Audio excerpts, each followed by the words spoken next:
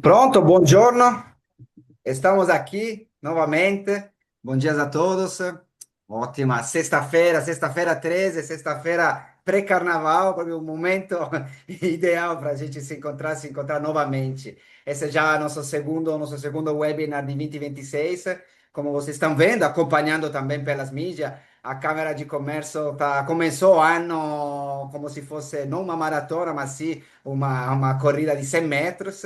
E temos fôlego pra caramba, mas isso tudo também graças à participação de todo mundo, de vocês. Antes de começar, de apresentar os nossos palestrantes, o nosso webinar sobre o acordo União Europeia-Mercosul, os impactos para nossas empresas no Brasil e depois na União Europeia, seguindo um pouquinho a tradição que a gente inaugurou no começo das nossas atividades de produção de conteúdo, de apresentação, de seminários, a gente vai apresentar um projeto bem legal apresentado pelo César Mortari Barreira. O César Mortari é diretor executivo do Instituto Norberto Bobbio. Ele é doutor em teoria e filosofia do direito pela UERJ e atua na construção de projetos e parcerias público-privadas envolvendo o fortalecimento da sociedade civil. É responsável pelo programa de internalização do Instituto Norberto Bobbio, bem como pela seleção e tradução no Brasil das obras do Norberto Bobbio. O Instituto Norberto Bobbio desenvolveu um projeto de edição, tradução para o português e publicação da coletânea de 3 obras literárias inéditas e obras literárias que falam sobre cultura, sobre a sociedade italiana ao longo do século XX, todas elas produzidas pelo jurista, filósofo, intelectual italiano. E mais que italiano, proprio perché io sono di Torino, ele é torinese, então Norberto Bobbio é um orgulho também para nós torinenses. Então, por favor, César, a você a palavra para apresentar esse projeto fantástico que inevitavelmente conversa com o nosso webinar e com o teor também dos palestrantes que a gente tem e que já já vamos apresentar. Então, por favor, César, contigo a palavra. Perfeito, Filipe. Agradeço pelo convite, pela oportunidade de estar aqui com vocês conversando. Saúdo a todas e todas pela possibilidade de estar aqui. Um bom dia nessa sexta-feira pré-carnaval, né? E como o Filipe disse, a minha ideia é apresentar brevemente não apenas esse projeto do Instituto Norberto Bobbio, que diz respeito à tradução e divulgação aqui no Brasil de livros sobre a cultura italiana, né? Mas em especial sobre o Instituto Roberto Bobbio, e acho que mais do que isso, aproveitando a temática do encontro de hoje, já que falaremos sobre o acordo Mercosul-União Europeia, um pouco dessa temática à luz do pensamento do Norberto Bobbio, que talvez seja o maior filósofo do direito e da ciência política na Itália no século XX, mas que teve uma influência no Brasil enorme junto às faculdades de direito já há muito tempo. Então, eu peço licença para compartilhar aqui com vocês é, a minha tela. Só peço, por favor, que confirme que vocês estão vendo a tela, tudo bem? Sim, estamos vendo. Sim. Perfeito. Tá? Então, basicamente, acho que o ponto aqui central e que tem a ver com a atualidade do pensamento do Norberto Bobbio é justamente essa conexão entre direito, força e cooperação em Norberto Bobbio, né? De certo modo, a partir da perspectiva bobbiana, e o Bobbio foi um dos principais autores a não apenas indagar sobre a filosofia do direito, mas sobre as relações internacionais, esse acordo substancializa uma perspectiva de acordo social internacional, né? Então, de renúncia parcial, naturalmente, de soberania, com todas as implicações junto a direito constitucional respectivo, a possibilidade de construção de uma segurança jurídica compartilhada, ainda mais em tempos de crises e de ecos de insegurança cada vez maiores. Consequentemente, a importância de um compromisso com o multilateralismo, inclusive como estratégia para a construção de uma ordem internacional baseada não apenas em regras, né, mas, acima de tudo, na paz como construção jurídica. Acho que esse é um tema fundamental do próprio Norberto Bobbio. Quando a gente conversa sobre pacifismo, a concepção do Bobbio de pacifismo é, acima de tudo, jurídica, né? Então, coloca em evidência não apenas a vantagem, mas os desafios jurídicos para a construção da paz. E é a paz compreendida não apenas em sua dimensão negativa, como a ausência de guerra, que naturalmente é muito importante, mas, acima de tudo, a paz enquanto concepção positiva, construção institucional.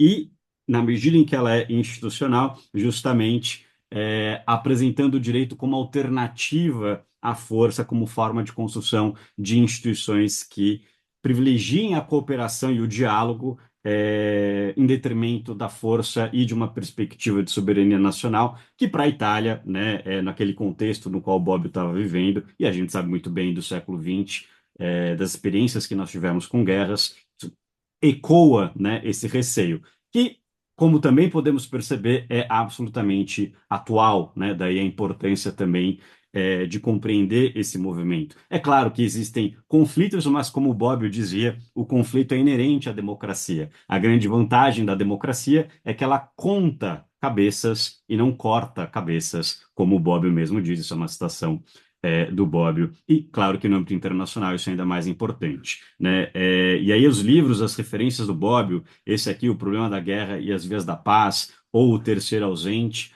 são muito importantes. O terceiro ausente tem uma relação intrínseca, né, com o que a gente está vivenciando hoje em dia.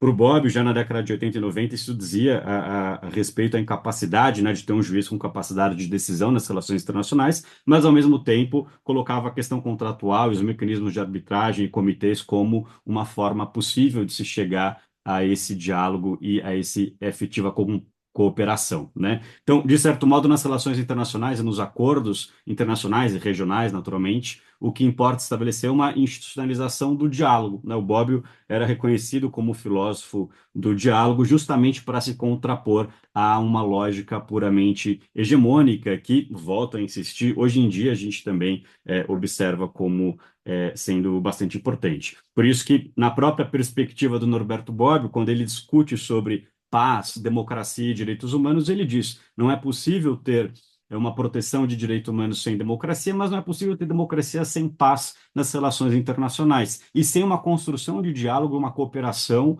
entre partes que tentam resolver seus conflitos a partir de regras, né, e de aproximações comuns. Sem essa tríade, pacifismo, democracia e direitos humanos, qualquer apelo a uma delas não tem qualquer eficácia, né? Então, nesse contexto atual, é claro que interessa, acima de tudo, dar valor e discutir os processos de democratização do sistema internacional, pautado na ideia de multicentrismo, de resposta à fragmentação geopolítica, como a gente tem assistido, né, infelizmente, para que a gente consiga, né, fazer essa construção de micro-ordens jurídicas como a tijolos, né, da paz. É uma ideia que não apenas o Bobbio, mas grande parte dos seus colaboradores defendia, que basicamente diz respeito à construção do direito como algo que precede a força.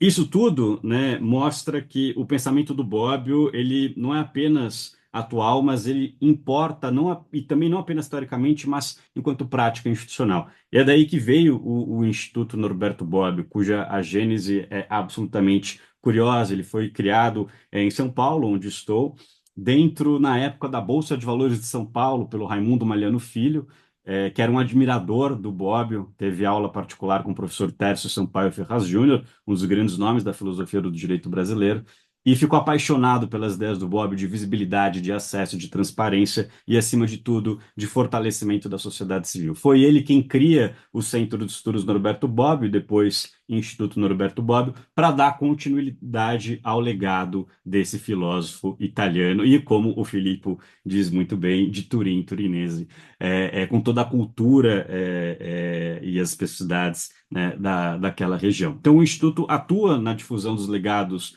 do Norberto Bobbio, mas também do Raimundo Malhano Filho, naturalmente, desenvolvendo projetos de formação jurídica, de formação política, em especial com apelo à cidadania, e, claro, fazendo esse diálogo Brasil e Itália, não poderia ser diferente, já que é um instituto em homenagem a um filósofo italiano que opera no Brasil e é o único no mundo, nem na Itália há um instituto em homenagem ao Norberto Bobbio, né? E nós temos uma série de projetos e iniciativas, o Filipe já até mencionou uma delas. Nós traduzimos a obra do Norberto Bobbio, seja na vertente mais jurídica, na vertente mais política. Nós oferecemos cursos internacionais em Turim, inclusive, em outras universidades e países com os quais nós temos parceria e aproximação. Temos projetos de biografias culturais dedicadas a grandes nomes do pensamento jurídico e econômico, não apenas ao Bob, ao Somaliano, mas o Tércio Sampaio Ferraz Júnior, o professor Celso Laffer, o economista Bresser Pereira, o ex-ministro César Peluso,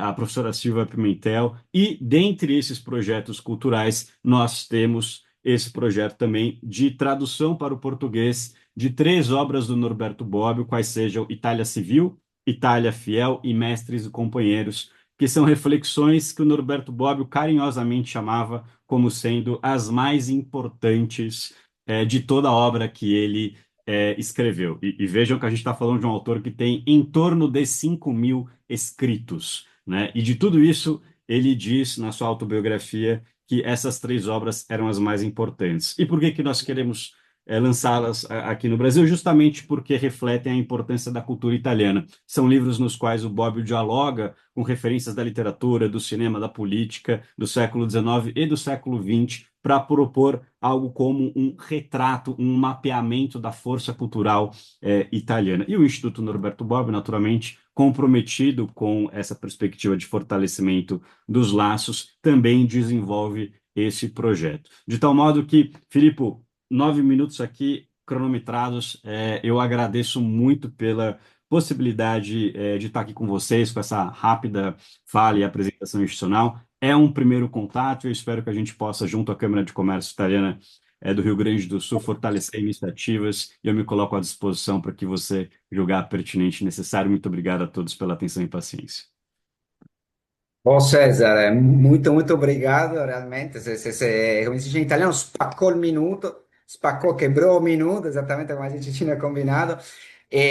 Mas eu queria gastar mais um minuto, realmente, para exaltar não somente o trabalho do Instituto Norberto Bobbio, trabalho tuo, mas sobretudo quanto atual seja essa linha de pensamento e, sobretudo, essa linha de approach do problema da questão. Então, identificar na paz como base para ter a democracia, para ter os direitos humanos, que são três coisas que se entrelaçam entre elas, mas na verdade a base, pelo menos no meu ponto de vista, é a base para começar a construir. E o Norberto Bobbio realmente mostra isso e, sobretudo, mostra o caminho jurídico também, né, para manter, não só alcançar, mas também manter essas condições que são as bases para o nosso desenvolvimento cultural, econômico, civil como sociedade. Então, depois vai ter, além da gravação desse nosso webinar, vai ter também as referências ao Instituto Bobbio e a César no nosso site, para quem quiser acessar, para quem quiser também ter mais informações e tudo, nós estamos à disposição. Então, mais uma vez, obrigado, César. Vamos entrar então no tema de hoje, então o acordo UE-Mercosul, impactos práticos para as empresas. Esse é um encontro que a gente aproveitando também o momento, né? É um momento dedicado a tentar de traduzir em uma linguagem objetiva os principais efeitos do acordo para o dia a dia, para as empresas italianas e para as empresas brasileiras. Então, hoje temos de novo um timaço escalado, participação dos especialistas da Álvares e Marçal e da Souto Correa. A gente vai percorrer de forma objetiva os principais pontos do acordo, desde o seu contexto, o funcionamento, os aspectos mais práticos, como as regras de origem, o cronograma, importantíssimo, da redução tarifária, e o procedimento aduaneiro e da integração entre o Brasil, a União Europeia e o Mercosul. Será, então, uma oportunidade para entender de forma direta, de forma aplicada, então prática, o que muda na prática, quais são as oportunidades e como as empresas italianas e brasileiras podem começar a se preparar. A gente sabe já que temos um momento de pausa, vamos chamá-lo de pausa, mas que é um momento preciosíssimo para ordenar a casa e começar realmente a trabalhar em prol de aproveitar e de explorar da melhor forma possível esse novo cenário que se apresentará para o comércio internacional. Então, eu vou escalar aqui o nosso grupo. Eu começo com a doutora Caroline Drusian Bazzo. Caroline é sócia do Souto Correia Advogados, tem atuação na área tributária e aduaneira, tanto em contencioso nos âmbitos administrativo e judicial, quanto em consultivo, incluindo elaboração de opiniões legais e pareceres. É pós-graduada em Direito Tributário pela PUC do Rio Grande do Sul e bacharel em Direito pela PUC do Rio Grande do Sul, associada da Women Law Mentor em Brasil. Muito obrigado e bem-vinda, Carolina. Agora seguimos, eu apresento todos os três nossos palestrantes de uma vez, e depois eu passo a palavra para eles, para que possam começar esse viagem, esse percurso através da explicação e apresentação do acordo. O Pedro Bortolotto, amigo da Câmara, amigo meu também, né? Com mais de 20 anos de experiência em transformação empresarial, e reestruturação e planejamento estratégico, especialista em turnaround, melhorias de performance e novo modelo de negócio. Atuou nos Estados Unidos, na Europa, na América Latina e, ovviamente, no Brasil, e sócio da Álvares e Marçal. Bem-vindo, benvenuto Gabriel, Pedro, desculpa. O Gabriel Martins, com mais de 17 anos de experiências em tributos indiretos, legislação aduaneira e tributação internacional, atua em projetos de planejamento tributário, de compliance, aduaneiro e regimes especiais para grandes empresas de diversos setores. E para concluir esse trio da Álvares Marçal incrível, temos Arlan Cardoso, que é diretor da Álvares Marçal, também com mais de 20 anos de experiência em operações industriais, manufatura, logística e supply chain, com foco em projetos de transformação corporativa. Atuou em empresas dos setores automotivo, bens de consumos e outros, liderando iniciativas estratégicas voltadas à eficiência operacional e geração de valor. Então, sem muita mais apresentações, eu agradeço desde o começo a participação e a contribuição de vocês. E, por favor, eu não, passo a palavra Maravilha, para Pedro, para Pedro. Então, muito maravilha. obrigado e bom webinar a todo mundo. Obrigado. Grazie mille. Obrigado e Grazie. bom giorno para todos aqui. A gente vai colocar um material na tela, naturalmente, para discorrer sobre o que a gente quer, de fato, compartilhar hoje, tanto do lado aqui da Álvares como do Souto Correia, uma parceria maravilhosa. A Álvares sempre trabalha em parceria com grandes escritórios, né? E a Souto Correia aqui não é diferente. Eu só quero fazer uma pequena introdução sobre o que está acontecendo no mercado e como é que a gente está enxergando esse e outros movimentos no escritório, né? Eu tenho justamente a designação de cuidar do sul do Brasil e do Mercosul, então, quando acontecem situações como essa, quando se confirmam situações como essa, a gente nota um aumento de demanda muito grande, tá? O nosso escritório hoje está girando em torno de 100 projetos paralelos, se eu pensar a nível Brasil, tá? 2.000 pessoas já temos no Brasil atuando, seja na parte de reestruturação, como, por exemplo, o caso da Raizen, né? Estou falando de casos que podemos falar, né? Casos públicos, quanto de otimização, melhoria de performance e eficiência, que é onde eu encontro todos aqui, colegas da Câmara, com certeza, né? Mas quando a gente tem sentado para conversar com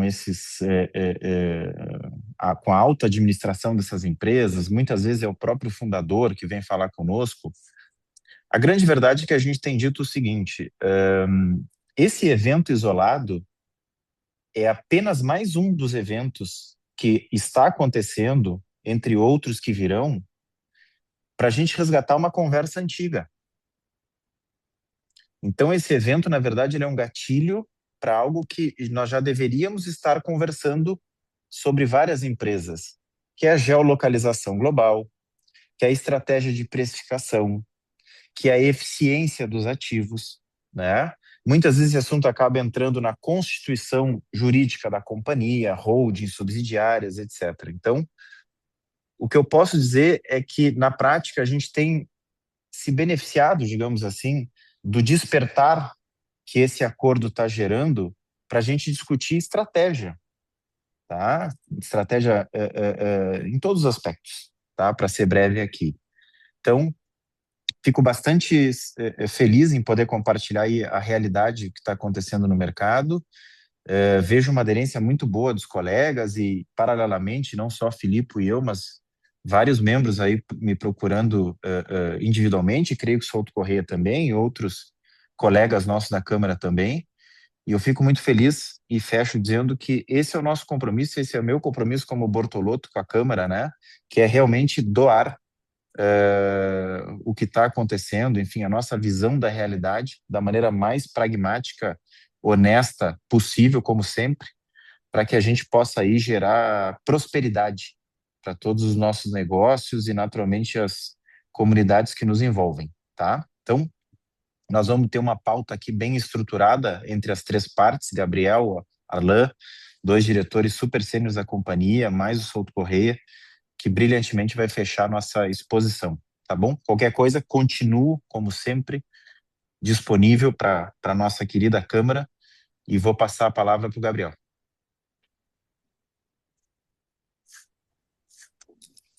Obrigado, Pedro. Eu estou compartilhando aqui minha tela, acredito que todos estão vendo. É, a gente tem uma boa discussão aqui, é um momento histórico realmente esse acordo. O Alan vai falar mais do contexto histórico, é, e impactos econômicos, né? O que esperar, né? Que esse acordo pode trazer para o nosso país, tá? E para o nosso bloco e também na Europa, né? Porque é um acordo realmente multilateral, né? Envolvendo dois grandes blocos, um pedaço significativo do PIB mundial vai ser impactado por esse acordo e, obviamente, isso envolve todos nós brasileiros, os gaúchos e os italianos também, né? É, então, o Arlan ele começa com essa visão mais é, completa, né? E global e, e eu depois começo com a parte, vamos chamar assim, a parte mais chata, né? Mais pé no chão de como vão ser as regras, né, para esse acordo ser utilizado, né? Então existem regras específicas. O Brasil não tem uma integração no mercado global tão eficiente assim, e por conta disso, o brasileiro, né, e os nossos vizinhos também, eles não estão acostumados a lidar com esse tipo de acordo. Então é uma boa oportunidade para passar pela mecânica, o que significa esse acordo na prática, o que ele reduz, quais são os benefícios e como de fato utilizá-los, né? Quais são as ações que as empresas precisam, né, implementar para fazer uso desse incentivo que ainda não está em vigor, mas a gente espera que estará em breve. Arlan, eu passo a palavra já para você seguir daí em diante com os próximos slides. Precisando, só me pedir que eu passo aqui os slides, tá bom? Tá bom, beleza, ótimo. Então, primeiro, bom giorno a todos aí, a todas, e obrigado aí pelo convite, o Pedro e o pessoal. Super prazer passar aqui um pouco. Vamos, acho que como o Pedro e o próprio Gabriel falaram, eu vou tentar resumir um pouco o que é esse acordo, depois a gente vai entrar um pouco no detalhe e, obviamente, como que isso vai impactar a indústria, né? Então, o Pedro trouxe bons insights que eu acho que é, vai direcionar bastante um pouco da nossa conversa, que assim, no final o acordo vai trazer conversas antigas que precisam estar na mesa novamente agora. Então, o acordo bota a luz novamente sobre alguns desses temas. Mas, de qualquer maneira, eu acho que assim, só dar um overview sobre a Álvares e Marçal. O Pedro é um sócio, como ele falou, responsável aí pela nossa região do Sul, e também no Mercosul, mas a Álvares é uma empresa global, já tem 40 anos praticamente aí desde a sua fundação, mas tem 20 anos atuando no Brasil. Uma empresa que cresceu muito nos últimos anos, atuando hoje com basicamente em muitos países, mas mais de 40 aqui, né, o número que a gente está vendo na tela, mas acho que com certeza tem mais que isso. Então, são mais de 85 escritórios e mais de 11 mil colaboradores pelo mundo. Então, a gente tem um time global, está presente e até tem um dado, acho que saiu ontem ou antes de ontem no LinkedIn, que a gente está no top mind das 10 consultorias do mundo quando feita uma pesquisa de alguns executivos que se relacionaram com a Álvares de alguma forma nos últimos anos. Acho que o que vale é que a Álvares é assim, uma empresa, uma full service, é uma empresa que ela tem uma atuação integrada, então nós atuamos desde uma recuperação judicial, como a gente já falou, até alguns programas de eficiência, tecnologia, agora a gente tem uma frente muito forte com relação a isso, e assim, temas jurídicos, enfim, a gente é uma full service capaz de ajudar os nossos clientes com diferentes tipos de problemas. Sem alongar muito sobre a Álvares, sem muita propaganda por aqui, eu acho que vou pedir para o Gabriel mudar, acho que para a gente começar a falar um pouco sobre o contexto com relação ao acordo propriamente, né? Então, acho que tem vinculado muito na mídia, acho que desde o final do ano passado, esse acordo também não é de agora, já é mais longo do que isso, mas tem tomado bastante proporção isso, dado ao processo ali do tarifaço do Trump no final de 2025, agora em 26. Então, no primeiro movimento ali, então o Trump ele faz ali uma primeira aplicação de uma tarifa ampla, né, num cenário ali entre 10% e 30% em algum dos produtos europeus, e muito embasado no discurso que isso seria uma reciprocidade comercial, dado um equilíbrio de balança comercial entre Estados Unidos e a União Europeia.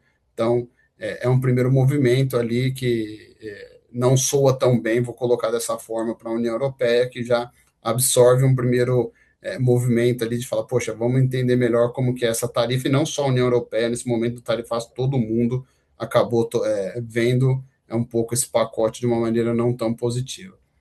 Existem, então, mais dois outros momentos que eu acho que convergem aqui para um desconforto, né? Eu acho que um primeiro ali, muito relacionado a uma tentativa de demonstrar um equilíbrio de balança comercial, aí depois a gente vê um outro movimento bem fora, com uma base muito mais numa questão geopolítica, que então, assim, uma tentativa de impor algumas tarifas aí escalonadas, usando um instrumento mais geopolítico ali, muito na intenção, talvez, de ter uma incorporação do território da Groenlândia para ser um território americano.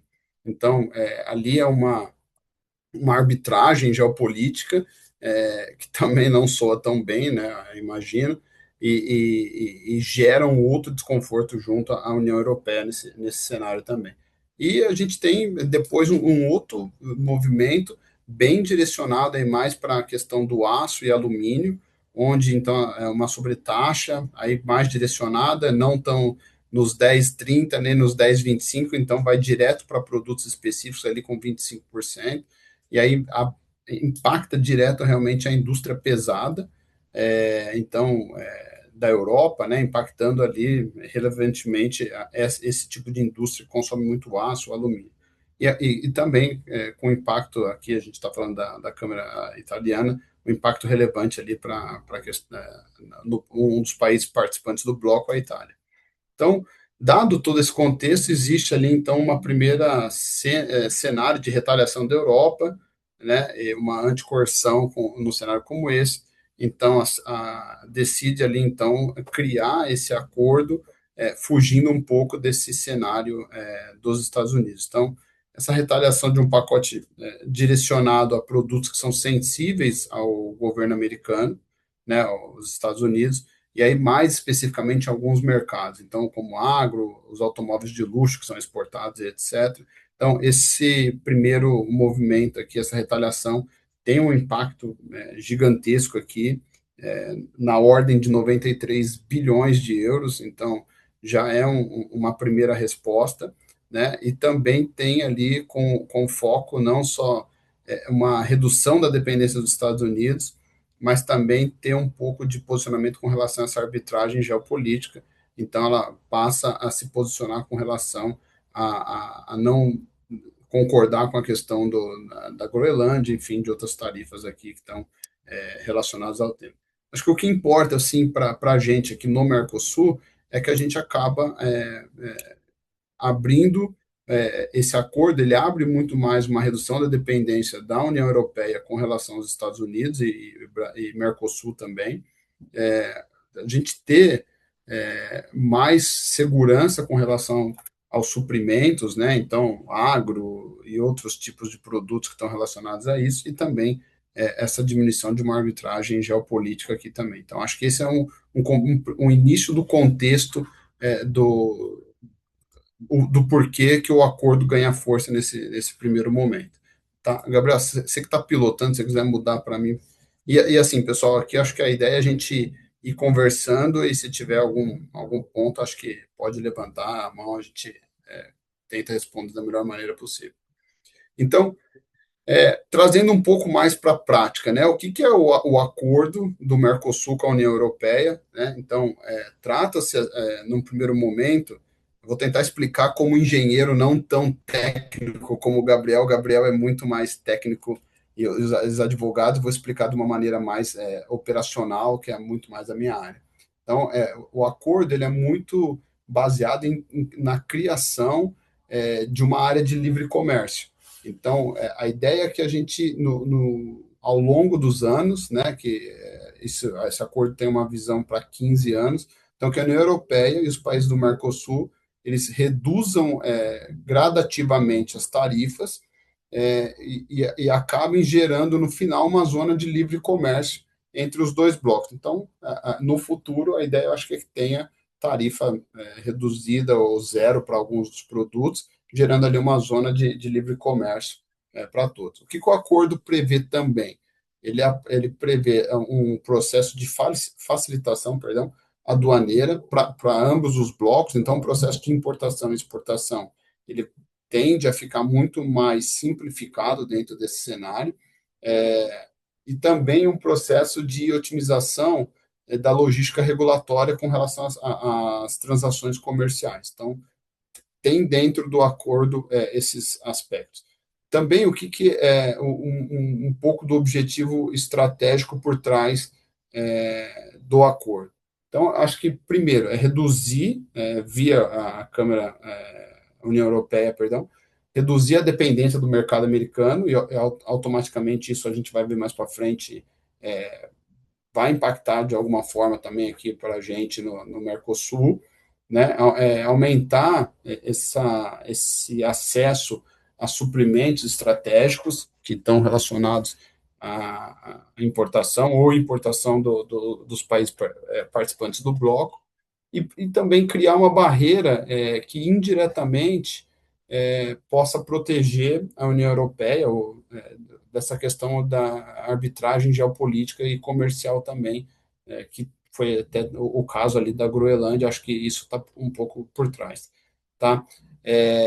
Importante, a relevância desse acordo, ela ampliará bastante, significativamente, o volume de comércio entre os blocos. Então, a União Europeia com o Mercosul vai aumentar bastante, vai elevar muito o fluxo de importação e exportação de produtos.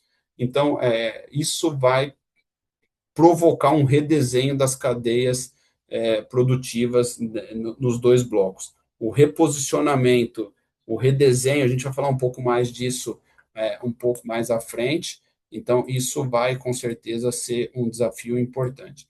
Eu acho que assim, a relevância do acordo ela está bem exposta às cadeias produtivas, mas também há muito na questão de tomadas de decisões com relação a investimentos futuros.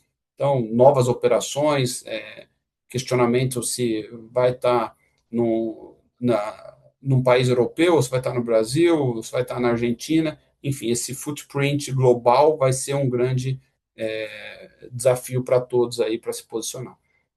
Acho que assim, só para pegar um pouco aqui final, o status atual, onde que a gente está nesse momento, né? Então, assim, o acordo ele foi assinado de uma forma inicial, agora no dia 17 de janeiro, mas não é a versão final, isso é um processo de ratificação. O Brasil tem buscado acelerar esse processo dentro do cenário, para a gente, de alguma forma, se beneficiar com isso, mas existem ali outras questões políticas também, até no bloco na Europa, com alguns países questionando o escopo desse acordo, se é benéfico ou não para alguns países. Existe uma discussão, eu não vou entrar exatamente nesse detalhe, mas existe esse ponto de atenção aqui também com relação a alguns países que têm alguns questionamentos sobre o cenário. Tá? Gabriel, se você quiser mudar para mim, por favor.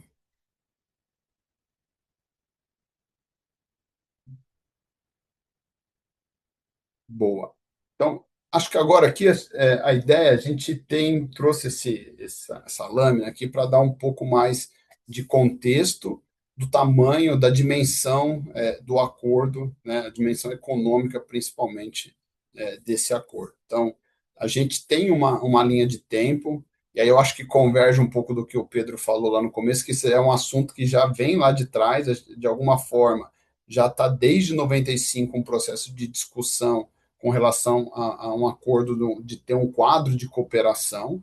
Então, isso vem ao longo dos anos passando por um processo de evolução nas negociações para ter um, um bloco ali alinhado com relações a livre comércio, e isso se acelera ou se fomenta muito, principalmente com alguns pontos mais recentes, onde ali acho que a gente pode destacar alguns pontos que alinham muito o bloco da União Europeia com o bloco do Mercosul. Então, assim, acordos ambientais nos quais o Brasil e a União Europeia se alinham, isso ajuda, os Estados Unidos eles se desalinham um pouco com relação a alguns desses acordos, né? Então, possivelmente, é um dos pontos principais de divergências com relação ali ao governo americano. Eu acho que isso se fortalece bastante no alinhamento Mercosul e União Europeia. Esse bloco se reforça com alguns compromissos multilaterais, incluindo ali, a gente vai ter mais recente o Acordo de Paris, ou uma agenda com a agenda climática, alguns outros eventos, até no Brasil aqui a COP30, foi um evento que ficou bem claro esse tipo de alinhamento de pensamentos do bloco da União Europeia com o bloco de Mercosul, e então é um ponto importante. Mas acho que assim, assim, dimensões do bloco, né? Então, assim, a gente tem no Mercosul 5 países que fazem parte do Mercosul, então Brasil, Argentina, Paraguai, Uruguai e Bolívia. Então, assim, tem um PIB interessante, é um PIB na ordem de 7 trilhões de dólares aqui, que faz parte do Mercosul, né? Então, assim, com uma forte relação comercial com a China.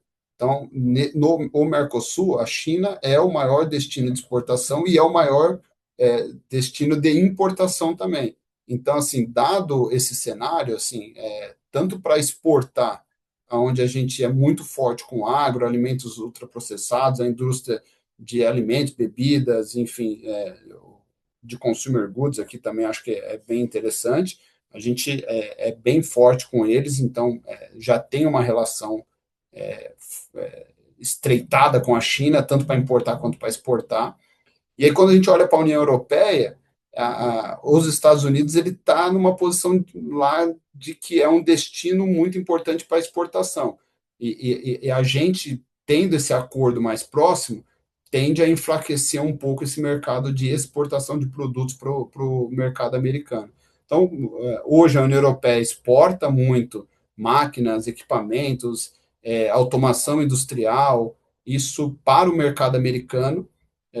Isso até é um ponto que a gente vai falar um pouco mais para frente, que é um ponto positivo até para a indústria brasileira. Acho que a gente vai ter automação, máquinas nesse acordo com redução de tarifas, a gente vai acabar tendo equipamentos mais baratos, a gente vai ter talvez um pouco mais de acesso à tecnologia, até para a gente poder suprir um pouco de demandas da própria capacidade adicional que vai existir num cenário projetado, tá? E aí, na União Europeia, ela importa muito vinhos, bebidas, bens de consumo, moda, etc., da China.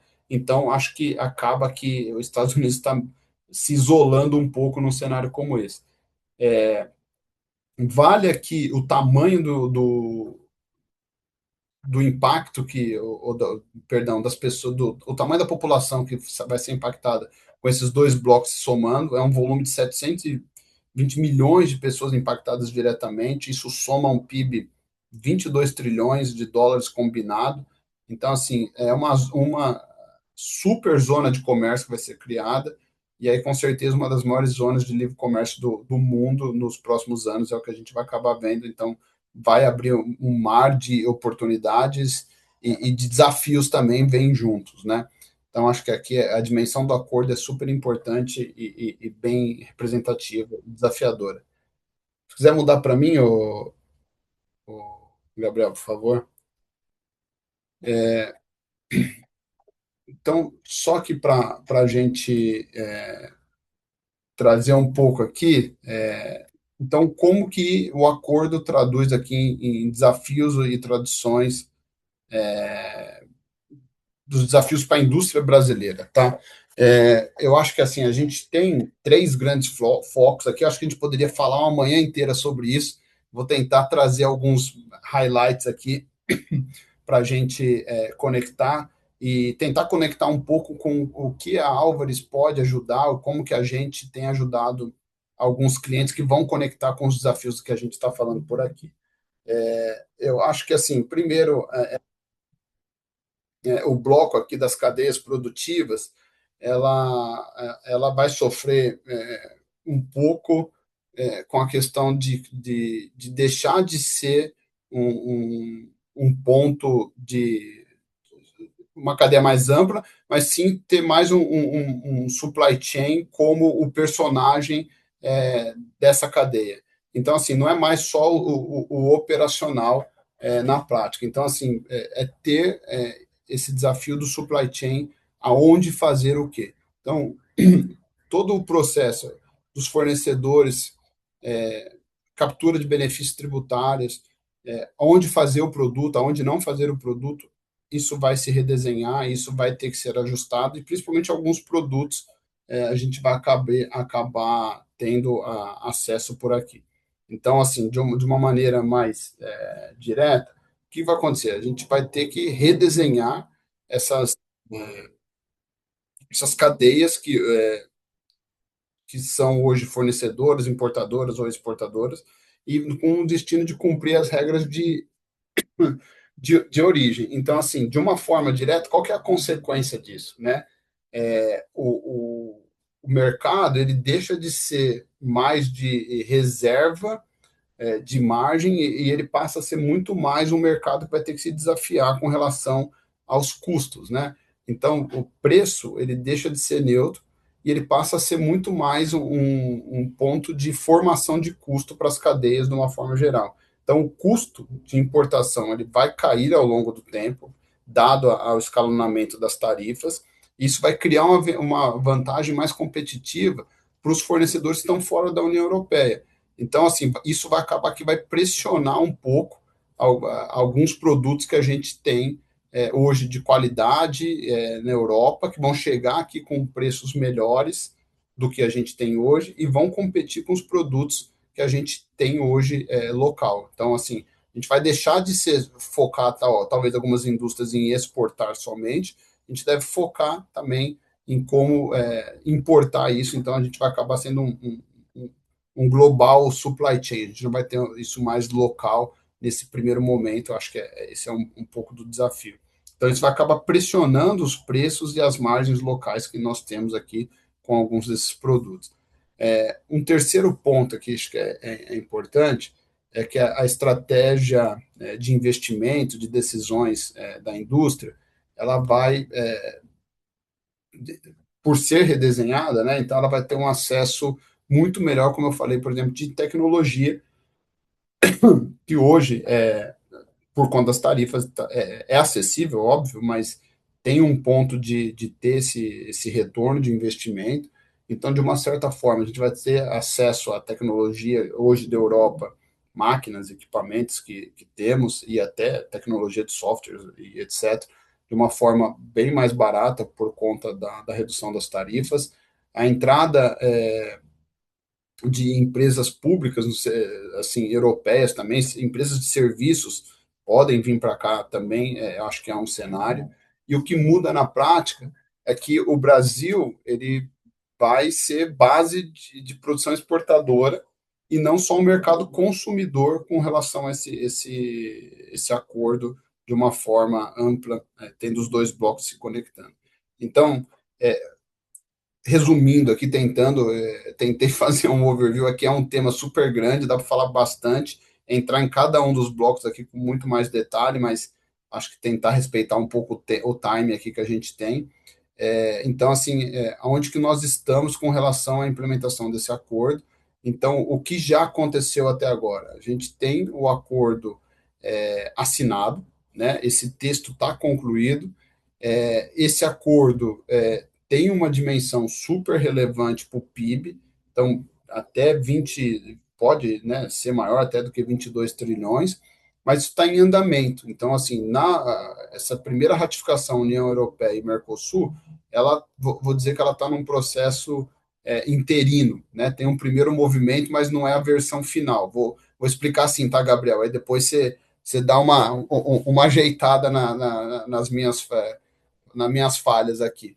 Então, mas existe essa discussão de vigência provisória, né? Então, isso talvez um pouco de acelerar isso para 2026, e assim a gente tem o que isso significa na prática para algumas empresas.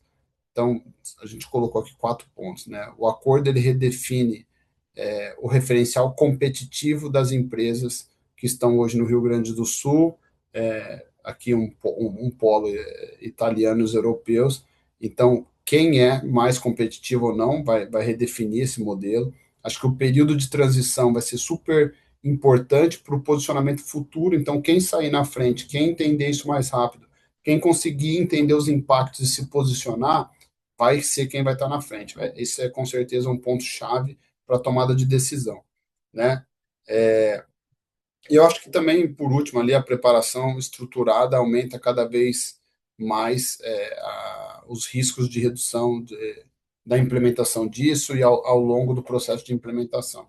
Então, fechando aqui minha fala, acho que o acordo ele tende a posicionar uma das maiores zonas de comércio que vai ter a União Europeia, Mercosul. Isso com certeza vai impactar muito a indústria com mais oportunidades, mas obviamente que conjunto com isso vem um desafio significativo aqui da gente posicionar a indústria brasileira no Rio Grande do Sul para participar disso de uma maneira competitiva, tá? Então, acho que era isso, pessoal. Agradecer. Tô aqui acompanhando, vou passar a bola aqui para o Gabriel para ele explicar mais tecnicamente aqui como que compõe o acordo aqui. Tá bom? Obrigado. Ok. Bom, obrigado, Arlan e colegas.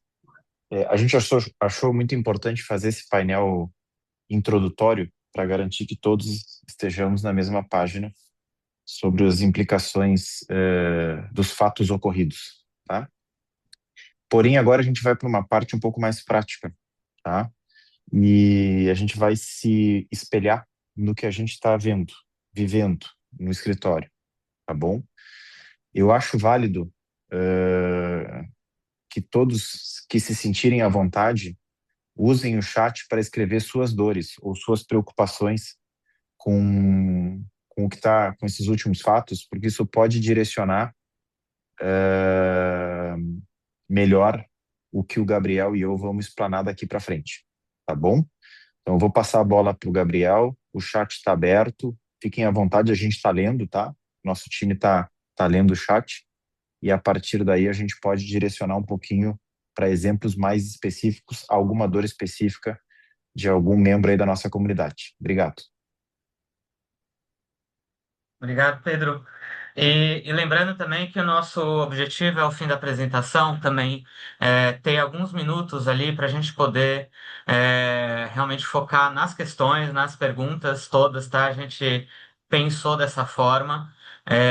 Então, realmente, reforço aqui, né? Podem escrever suas dúvidas e a gente vai destinar aí os minutos finais para a gente tratar delas, tá? Então, pessoal, o meu bloco aqui, eu vou passar pela experiência do Brasil com esses tipos de acordo, o que ele significa na prática, o que que está sendo reduzido, qual que é o benefício, né? Como que ele é estruturado e depois falar um pouco das regras de origem, né? Para a gente entender quais são os requisitos, como que eu faço para garantir o uso desses incentivos, tá bom? O que que a fiscalização faz, né? Como que eu comprovo, né?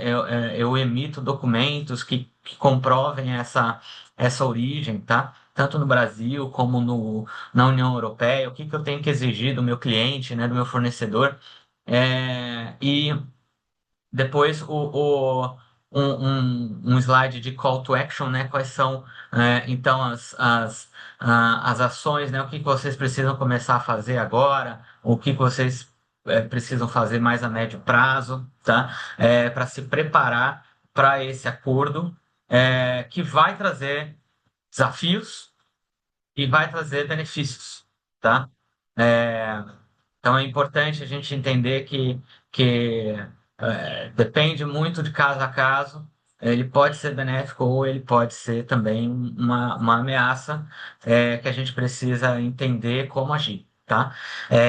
Então, passando aqui, pessoal, esse slide eu só quero passar uma principal mensagem de que o Mercosul ele não é novato nos acordos, tá? A gente tem o próprio Mercosul, ele é um acordo comercial, né, entre os países que formaram o bloco. E depois, logo na sequência, um dos primeiros que a gente fechou, né, um acordo foi com o Chile, ali em 96, e hoje o mercado com o Chile ele já tem uma preferência de 100%. O que que isso significa, né? Uma redução do imposto de importação, tá? Eu vou falar um pouquinho mais para frente sobre isso, tá? E um paralelo bastante interessante que a gente tem com a União Europeia, esse assunto está muito quente, né? O acordo Brasil, Mercosul e União Europeia. Mas existe um outro bloco europeu também que o Brasil também tem, né? O Mercosul também firmou um acordo que foi com o EFTA, que é formado ali pela Suíça, Noruega, Islândia, Liechtenstein. Então ele passa um pouquinho por fora, né? Tá correndo por fora, mas é um acordo que ele foi proposto ali inicialmente, começou a se discutir a assinatura desse acordo lá em 2019, mais ou menos perto também do acordo com a União Europeia. Eu lembro bem que eu estava fazendo uma palestra sobre esse tema em uma outra Câmara de Comércio. Em 2019, a gente estava bastante otimista, né, com a assinatura desse acordo na época. Então a pandemia veio, né, e atrasou bastante esse processo, né? E hoje estamos com ele bastante avançado, e a mesma coisa aconteceu com o EFTA, né? A gente estava nesse mesmo processo ali em 2019, e também sofremos um atraso aí na assinatura desse acordo pelo mesmo motivo. Hoje ele está assinado e em processo de ratificação. Então, cada Estado membro dos blocos precisa incorporar este acordo e reconhecer este acordo como parte da sua normativa interna, né? E no Brasil isso é feito por um decreto assinado pelo presidente, tá? E os outros países também têm seus mecanismos de ratificação, que seria um normativo equivalente, tá? Uma vez esse acordo ratificado, ele passa a ter um status de legislação no Brasil equivalente a uma lei complementar, tá bom? Outros acordos relevantes também, para dar exemplo um pouco fora do bloco, a gente tem, né, com praticamente todos os nossos países vizinhos, tá? Mercosul, então com Peru, Colômbia, Venezuela, e, e um México também, né, um outro grande parceiro latino-americano. Mas a gente tem alguns acordos já firmados e já em operação com países fora do bloco também, fora da região, né, fora do nosso continente, com Israel e com o Egito. Tá? Poderia mencionar aqui com a Índia também, né? São acordos que já têm alguns anos, e todos eles apresentam a mesma característica, né? Reduções tarifárias, controles alfandegários, regras específicas, né, para fomento e do comércio global controlado, tá? E todos eles com um período de transição para não afetar o mercado nacional de cada região de uma forma muito abrupta, né? Então, é bastante comum que os cronogramas variem até 2 anos, é o caso na União Europeia, que para as nossas importações aqui, essas desgravações vão ser até mais longas, tem algumas cestas ali de mercadorias que podem chegar a 15 anos, tá? Para a gente ter a eliminação completa das tarifas, tá? É, então, pessoal, passando aqui só para a gente explicar brevemente como que é a estrutura de um acordo, tá? É, a ideia é realmente criar uma área de livre comércio e a gente tem o acordo ele é composto por vários anexos e vários compêndios, né? A gente tem a parte dos acordos que tratam especificamente das tarifas e como que elas vão ser eliminadas. A gente tem também anexos que tratam sobre a proibição de novos direitos e aumentos tarifários. Então, uma vez definido o baseline, né, vamos chamar assim, das tarifas, a gente não pode aumentar essas tarifas novamente. Uma situação curiosa aconteceu semana passada com um aumento do imposto de importação para 1.200 NCMs, predominantemente de máquinas e equipamentos, que vão ser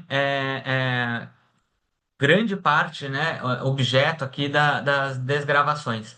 Então, o que que o governo fez? Já se antecipando, né, a essa proibição de aumentar as tarifas a uma vez que esse acordo entre em vigor, né, o governo já se antecipou e aumentou essas tarifas antes.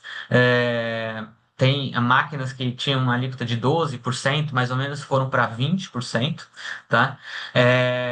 E isso já aconteceu para a gente não ter esse impedimento de aumento de tarifas lá na frente, tá? É, Bom, existem outros protocolos e anexos que tratam especificamente das regras de origem, tá? Eu vou explicar o que que são essas regras de origem. Existem as regras gerais, que definem se um produto é originário ou não, e existem requisitos específicos. Então, para cada produto pode ser que tenha uma regra específica. A regra geral é de um jeito, mas para o seu produto especificamente, ou ele vai seguir um requisito da lista que a regra geral traz, né, como possibilidades, ou ele vai criar uma regra nova para o seu produto, tá? É interessante também que a gente tem um anexo específico para vinhos e bebidas. Claro que o mercado europeu é um grande mercado produtor de vinhos e bebidas e isso afeta sobremaneira aqui o nosso mercado, os nossos produtores. Então há regras rigorosas ali de rotulagem, certificações para ambos os lados, né? Então o produtor brasileiro que também visualiza o mercado europeu como um mercado possível pós o acordo, também tem que se atentar muito às regras e certificações e rotulagem, tá? É, então, o benefício, ele existe, mas é importante se atentar às regras, tá? Ele não é um benefício automático que se aplica sem ação nenhuma, tá? E a gente precisa ter isso em mente, tá? Então, para trazer aqui de uma forma um pouco mais palpável, né, a gente trouxe alguns exemplos, tá? E a gente quis apresentar nesse formato de gráfico de como que vai funcionar essas desgravações, tá bom? A gente tem ali café solúvel, por exemplo, que hoje possui uma alíquota na faixa de 9%, ele é o primeiro a alcançar já a alíquota zero, né? Então, em 4 anos ali, gradativamente, ele vai sendo reduzido 25% ao ano, e no final do 4 ano ali, ele já vai alcançar, então, essa alíquota zero, tá? A partir de que data que começa esse marco? A partir da data em que o acordo ele é ratificado por todos os Estados membros, tá? 27 estados, né, da União Europeia e mais os nossos 5 aqui do Mercosul, tá bom?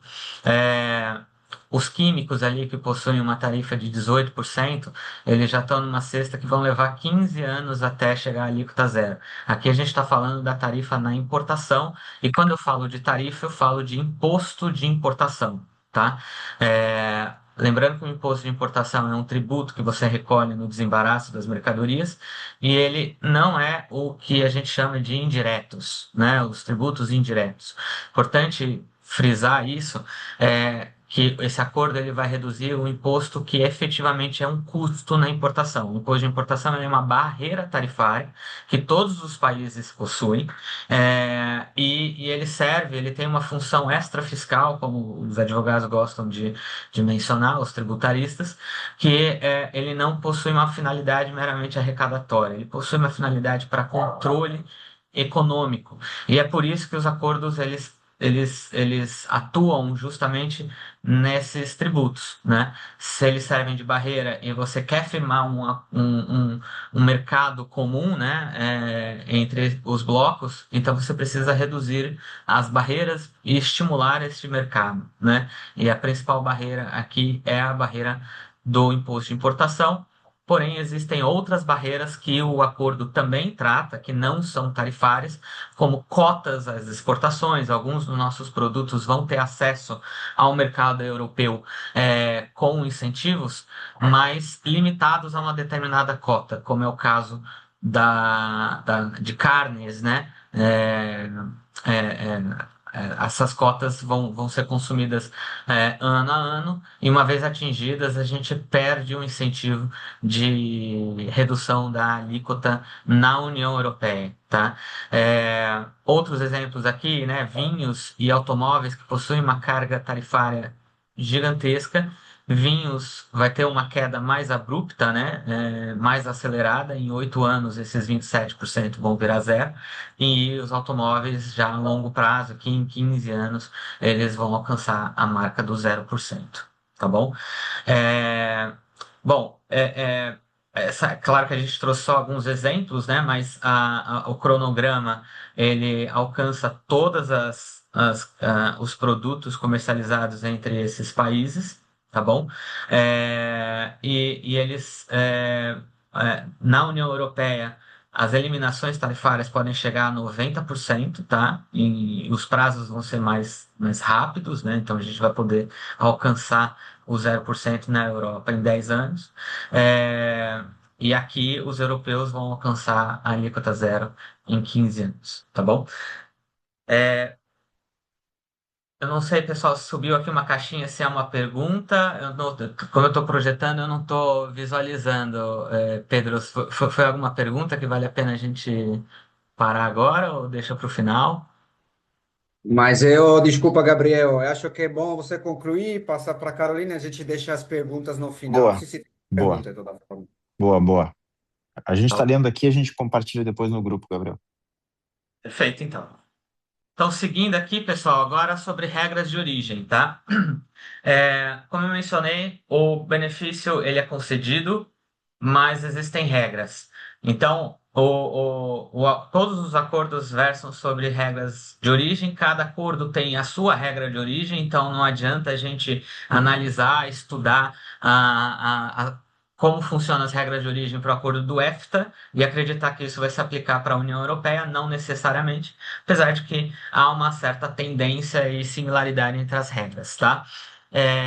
A primeira questão é itens ali que são extraídos, né, do agro, de minério, né, e da pesca, esses produtos que eles são originários, né? Eles são extraídos ou produzidos nos seus respectivos países, eles vão naturalmente ter a sua origem, como do Mercosul ou como da União Europeia, tá? Por óbvio. Porém, existem produtos que eles não são extraídos diretamente, né? E eles são obtidos com uma mistura de produtos originários e não originários. Então, por exemplo, uma máquina que possui peças nacionais e peças chinesas, né? Como que eu defino que essa máquina ela é brasileira? Basta que eu faça uma montagem final aqui no Brasil e ela vai se tornar, então, brasileira e, portanto, originária do Mercosul, sendo que está cheia de valor e cheio de peças chinesas nessa máquina? Não. É importante que ocorra uma transformação substancial, tá? E a transformação substancial, ela se caracteriza pela alteração da classificação fiscal. Então, eu tinha um insumo que era de uma determinada classificação fiscal, eu realizei uma atividade industrial sobre esse determinado insumo e a partir desse processo, então, eu tenho um produto final diferente dessa matéria-prima com uma classificação também igualmente diferente, tá? É, o interessante é que, como a gente está falando de blocos, né? Se eu tenho esse meu exemplo de máquinas, eu dei o exemplo de peças chinesas, mas essas peças forem argentinas ou uruguaias, né? Mas eu termino de montar essa máquina no Brasil, eu consigo acumular, né, o valor dessas peças como se elas fossem nacionais aqui da região. E a mesma coisa acontece na Europa, e eu acredito que isso lá eles vão se beneficiar bastante.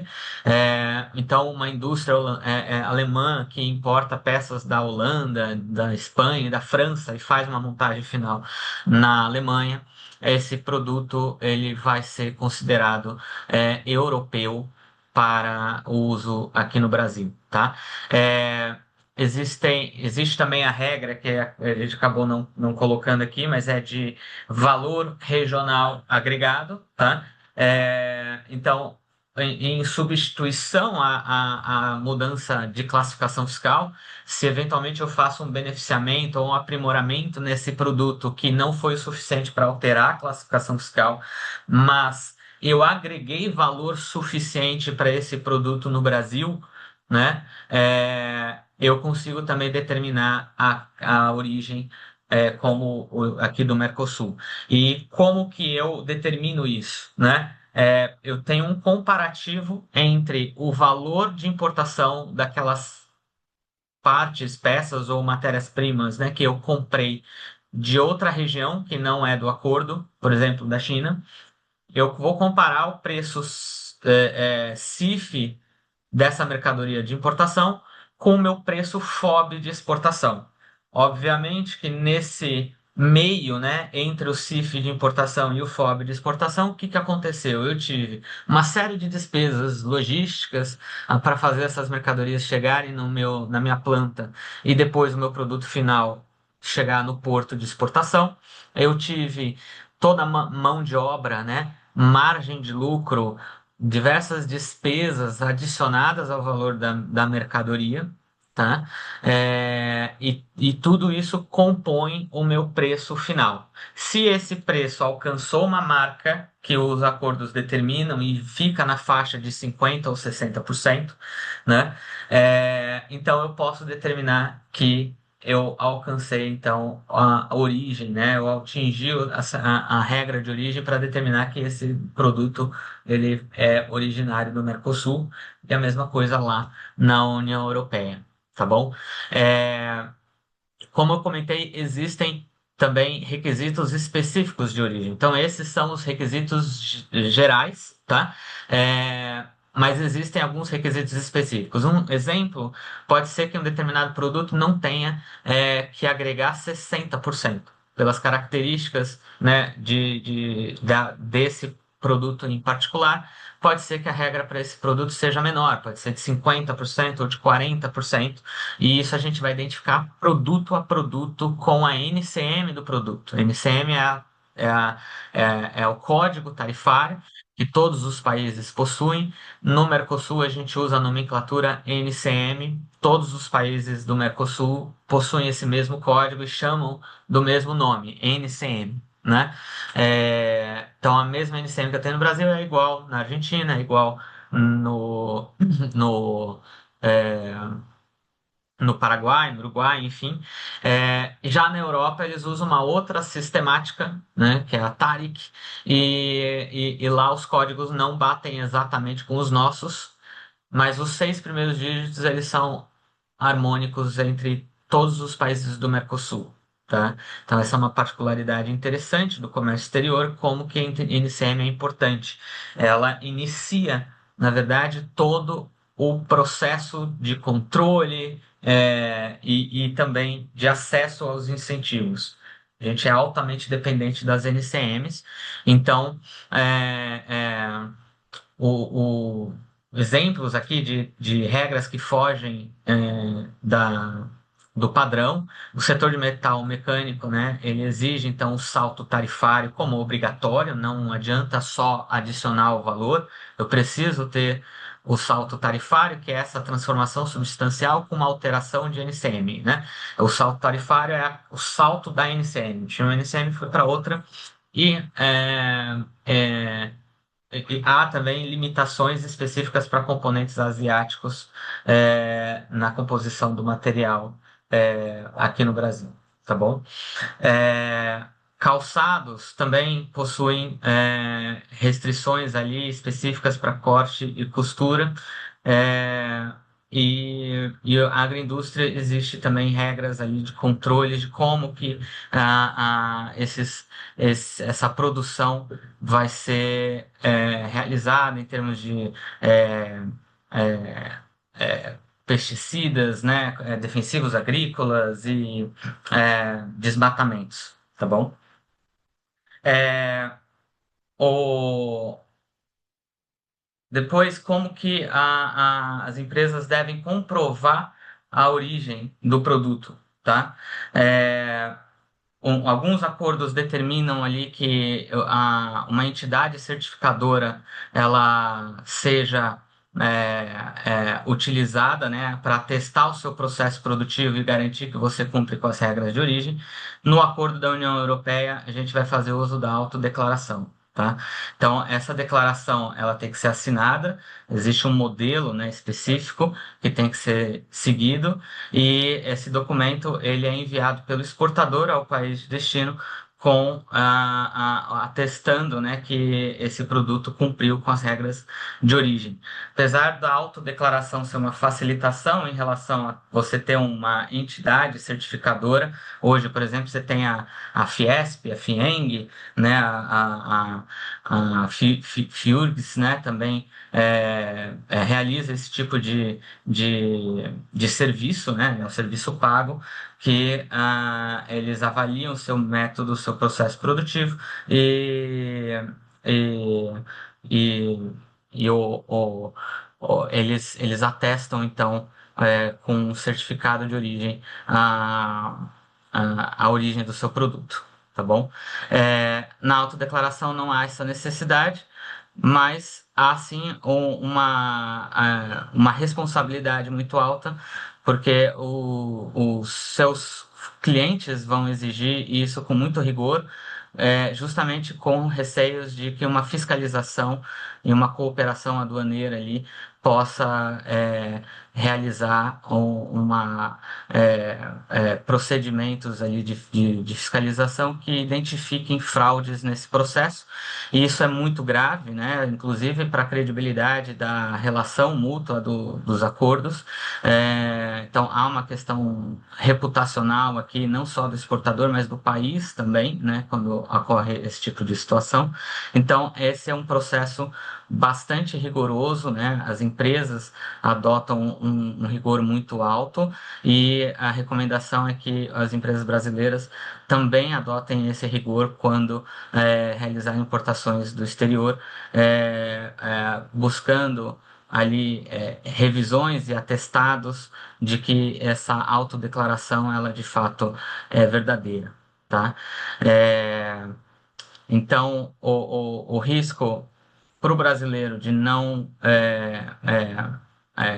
de não conseguir cumprir a origem desse produto durante ali o desembaraço é realmente uma autuação, tá?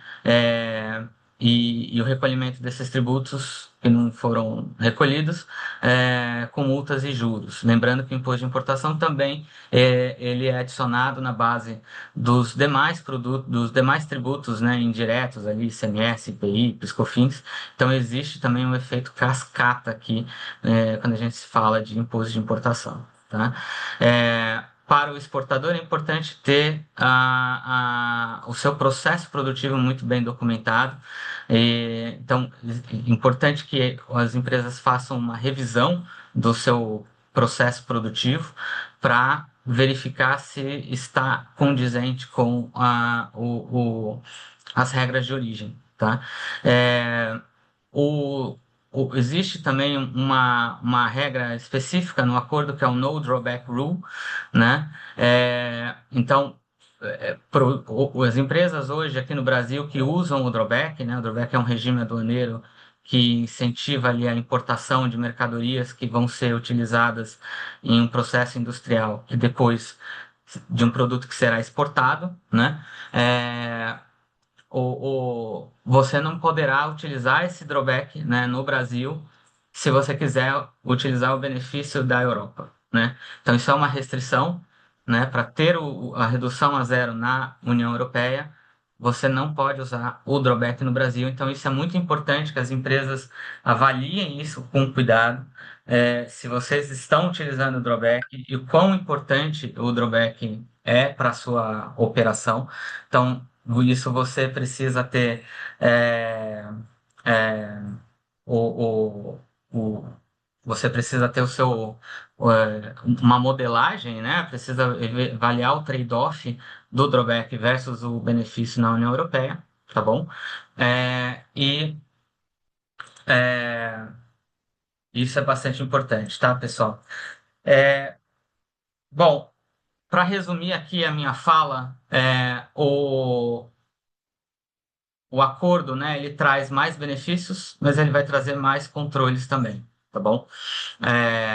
Então, o que que vocês precisam fazer, tá? Primeiro passo é mapear todas as NCMs que vocês possuem de importação da União Europeia e que vocês exportam,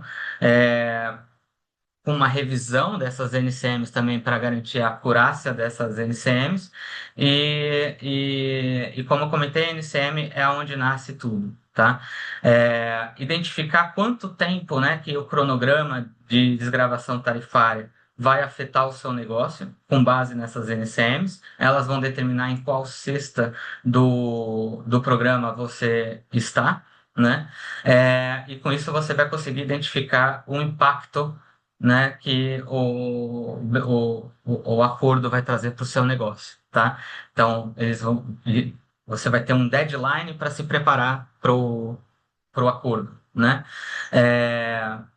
E você que quer exportar para a União Europeia, precisa entender muito claramente como que funciona a autodeclaração, quais são os procedimentos de origem e processos industriais que você vai executar para atender as regras de origem, tá? E garantir um processo contínuo de revisões desse processo, porque seja o seu processo produtivo atualizado por qualquer mudança tecnológica, seja também por uma alteração na própria regra de origem no acordo, mudanças podem acontecer e você precisa estar sempre atualizado, tá? para aqueles que usam regimes aduaneiros, né, drawback, eu falei do drawback, mas isso se aplica também às EPEs, à Zona Franca, tá? É importante que se você opera nessas regiões, que você entenda que isso pode gerar restrições para o uso desse incentivo na União Europeia, e isso tem que estar mapeado no momento de você conduzir o seu pricing, tá bom?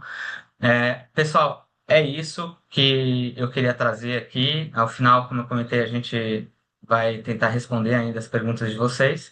Mas para finalizar, a gente ainda tem a Carolina, né? A Caroline. Passo a palavra aqui para a Caroline também trazer alguns aspectos bastante interessantes de como que os arranjos jurídicos aqui podem acontecer junto com a CUR. Tá bom, Caroline? Muito obrigada. Primeiro, dar bom dia a todos. Primeira vez que eu estou falando. Até continuando um pouco esse tópico da fiscalização, o que a gente tem em relação do ponto de vista de Brasil e de Receita Federal, né? Como que ela se comporta quando tem um acordo comercial com outro país envolvido. Os pontos principais que a gente observa é justamente em relação à certificação de origem e à classificação fiscal desses produtos. Então, se a Receita Federal eventualmente conclui por desqualificar a origem, que não foram cumpridos os requisitos que o acordo trouxe para a comprovação da origem desse produto, ela vai seguir com a autuação da empresa, então, como até o Gabriel estava comentando já, para cobrança desses tributos que não foram pagos no momento em que...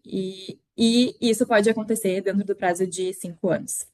O mesmo acontece também em relação à classificação fiscal. Se tiver uma conclusão, um entendimento de que aquele produto que foi importado, ele estava com uma classificação fiscal equivocada e, de repente, foi utilizado algum benefício que não deveria ter sido utilizado no momento em razão da alteração da classificação fiscal, também ocorre a autuação.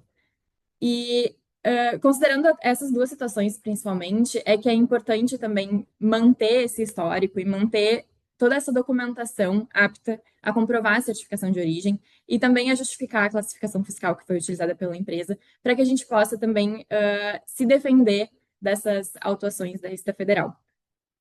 E a gente também tem que considerar que a Receita Federal ela pode fazer essa revisão aduaneira, ou seja, revisar essas importações dentro do prazo de 5 anos, inclusive para as mercadorias que já tiveram sido desembaraçadas em canal amarelo, em canal vermelho. Teve uma decisão recente do STJ que confirmou que mesmo nesses casos em que quando a Receita Federal já fez uma fiscalização ou até uma perícia nessa mercadoria, mesmo assim, ela pode revisar esse lançamento desse tributo posteriormente.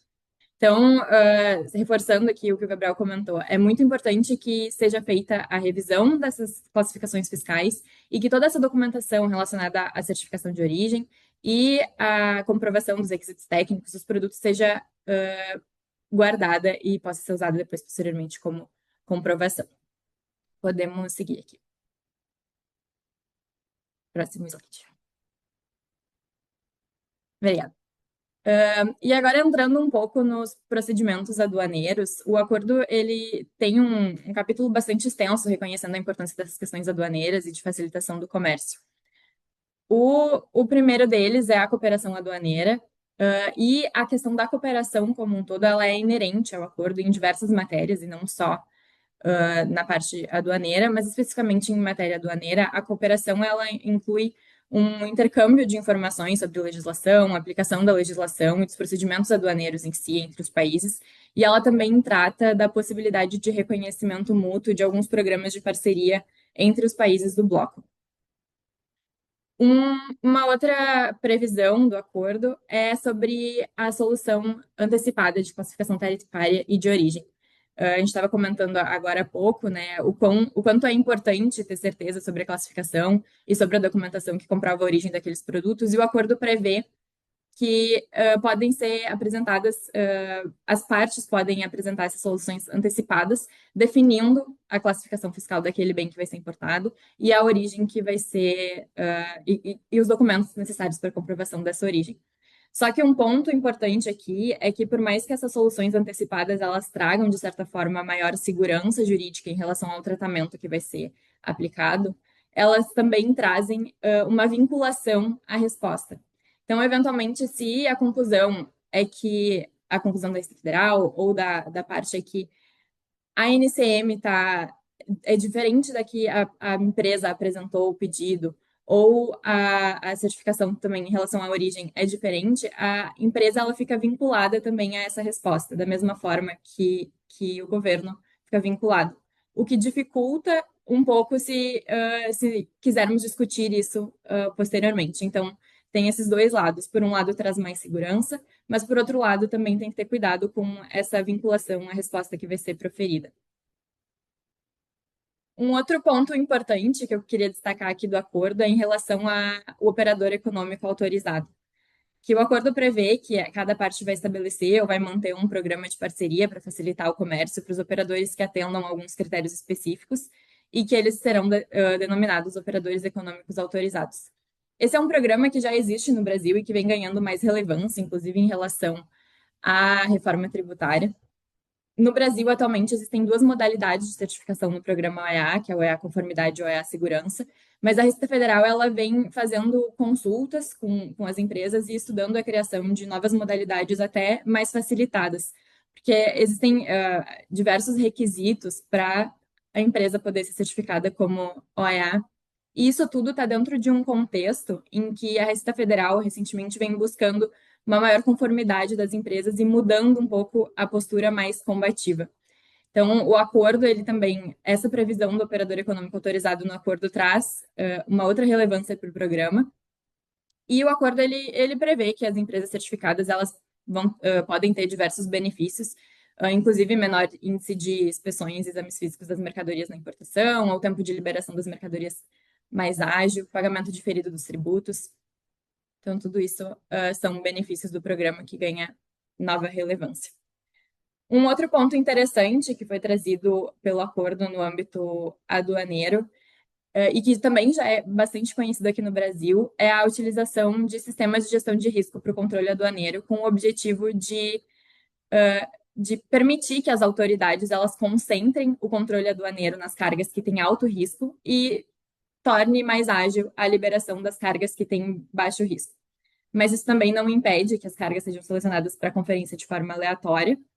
E, junto com esse sistema de gestão de risco, tem a previsão de uso de tecnologia da informação para acelerar os procedimentos de liberação de bens, de facilitar o comércio entre as partes. Também, o que está previsto no acordo e que é um dos pontos que eu já estava comentando antes, é a possibilidade de auditoria pós-despacho aduaneiro. Então, para tornar mais ágil a liberação dos bens, a parte poderá manter, as partes dos Estados-membros do acordo, eles poderão manter esses mecanismos de fazer a auditoria, a revisão dessas importações, depois de já ter sido liberada a carga.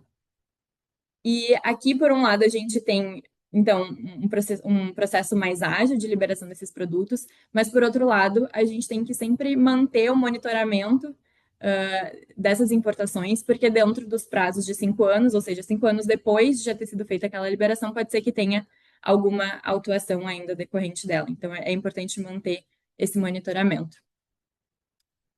Outro aspecto jurídico aqui, bastante relevante, é em relação aos recursos, que o acordo prevê a possibilidade, então, de que todas as partes, todas as empresas, elas tenham direito de recorrer de atos, de deliberações ou de decisões administrativas das autoridades aduaneiras.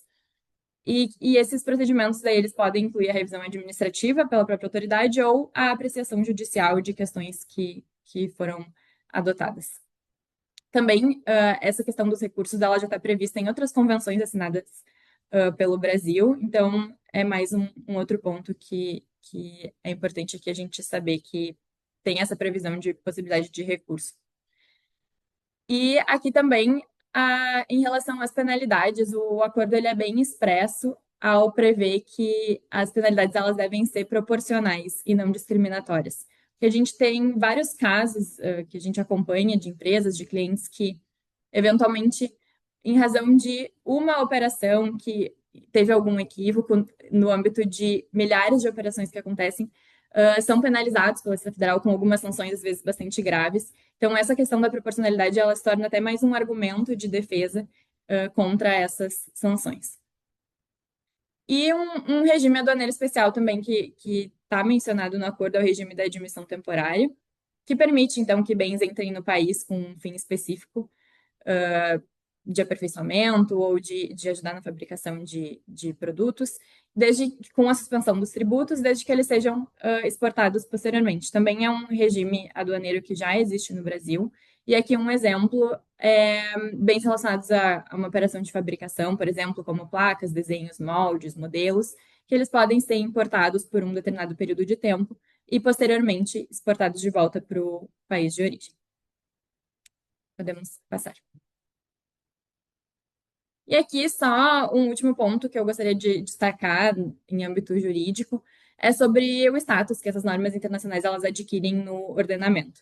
Especialmente no âmbito tributário também, o Código Tributário Nacional ele é bastante expresso ao prever que a legislação tributária ela também compreende os tratados e as convenções internacionais, e esses tratados eles podem revogar ou modificar a legislação tributária interna e eles devem ser observados pela legislação que for editada posteriormente.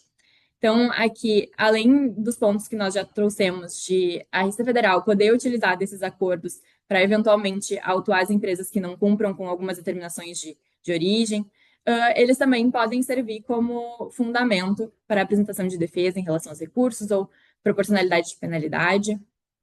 E então é mais uma fonte que nós temos para análise quando a gente vai analisar uma operação ou uma autuação e pensar em estratégias de defesa. Devolvo a palavra para vocês. Eu eu agradeço muito. Teve uma hora e 15 seguida de insight, de apresentação fantástica, bem profundas e bem inspiradoras, na verdade. Eu realmente fico muito feliz porque a gente teve uma participação constante e isso sublinha quanto interessante, quanto engajante foi o assunto e, sobretudo, a condução e a apresentação de vocês. Então, realmente, antes de fazer a pergunta que a gente tem, né, com a qual a gente encerra esse webinar de hoje, eu agradeço novamente muito, veramente, de coração, Caroline, primeiro, e a Sauto Correa, e depois Álvares Mação, Pedro, Gabriel e Arlan, realmente preciosos, e só dizendo que eu pessoalmente acho estratégico, fundamental que esse acordo cammini com uma certa rapidez, que possa ser implementado e, sobretudo, que o Brasil, o Mercosul, sobretudo, possa aproveitar para melhorar seus processos, para evoluir e se colocar em um patamar diferente. A gente tem que enxergar esse acordo não somente da facilitação do comércio bilateral entre os dois blocos, mas também como uma oportunidade para a modernizar, rejuvenescer o modelo produtivo, as questões ligadas à produção mesmo. Então, agregar valor aos nossos produtos para a exportação e para desbravar o mercado europeu. Então, realmente, muito obrigado. A gente tem uma pergunta que vem da Juliana Montaniel, a qual pergunta como é que eu sei se o NSM da minha empresa está contemplado no acordo? Ela trabalha com chá e ervas mate. Eu acho que entra exatamente naquela categoria que o Gabriel falou sobre a transformação então a possibilidade de passar de uma categoria para outra, mas obviamente essa é a minha interpretação, talvez não deveria nem ter colocado, deixa aos expertos a respostas. Mas novamente, muito obrigado a todo mundo e muito obrigado a César Barreira e ao Instituto Norberto Bobbio. Grazie. Por favor, quem vai responder? Eu acho que eu posso responder. É, bom, a sua MCM ela vai estar listada no. Tem várias fontes, tá? O próprio acordo, tá? Ele tá público, né? No site da Receita Federal, tá? E você vai conseguir encontrar ele no anexo, né? Das desgravações tarifárias, tá bom? outras fontes, né? Existem serviços aí que consolidam essas informações. Um exemplo é a TechWin, por exemplo, né? Que você consegue consultar pela NCM ali no, na plataforma e buscando por acordos, ele indica, né? Se está contemplado dentro de um determinado acordo ou não, tá? A questão não é tanto identificar se sua NCM está contemplada ou não, mas também garantir que a sua NCM está adequada, né?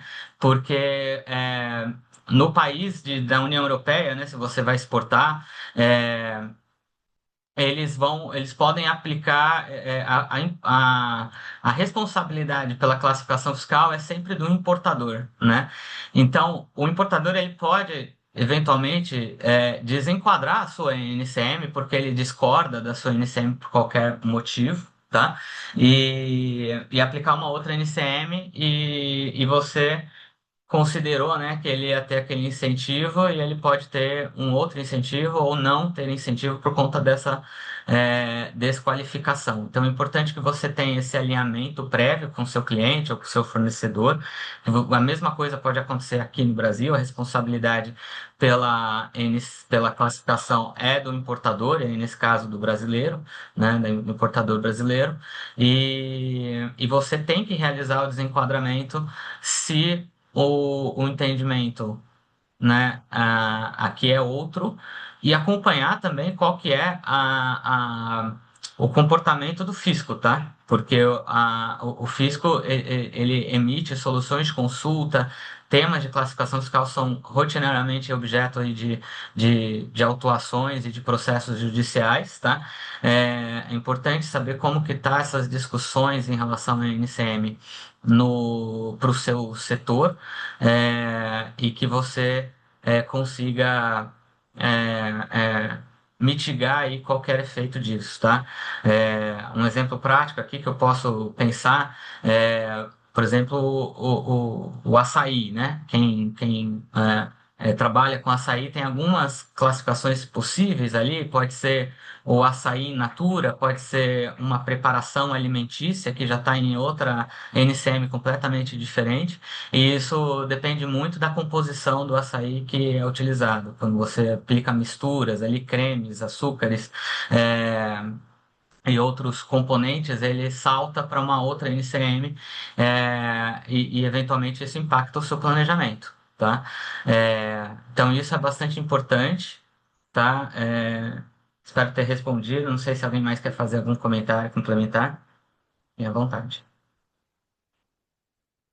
Obrigado, Gabriel. O pessoal perguntando, a gente vai disponibilizar esse material de apresentação. Quem quiser pode entrar em contato diretamente conosco, com Gaetano, através dos contatos da Câmara. De novo, novamente, eu fico muito feliz, orgulhoso desse webinar. A Câmara de Comércio do Rio Grande do Sul está realmente orgulhosa de ter tido um time de palestrantes altamente qualificados. Esse é o nível que a nossa Câmara quer manter, porque é isso que alcançamos, é isso que nós almejamos, é isso que vamos manter, e em prol de todo o ecossistema que a gente está criando e que está participando ativamente da Câmara de Comércio. Os contatos, tanto da apresentação quanto os contatos dos palestrantes, são à disposição dos associados, e aí a Câmara está à disposição de vocês para poder fazer essa ponte. Então, realmente, um feliz, um grande carnaval. Desculpem se Pedro, Arlan querem falar mais alguma coisa, ou Carolina Não, dar um tá saludo perfeito, final. Filipão.